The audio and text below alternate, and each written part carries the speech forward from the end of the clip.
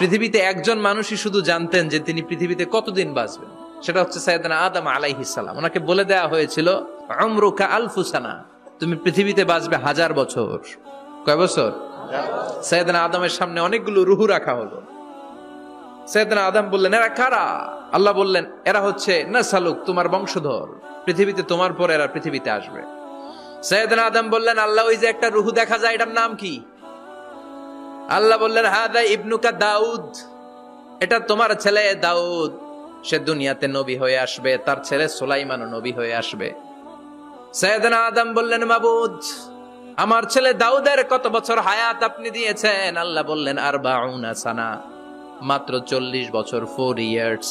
40 বছর তোমার ছেলেটা বাঁচবে।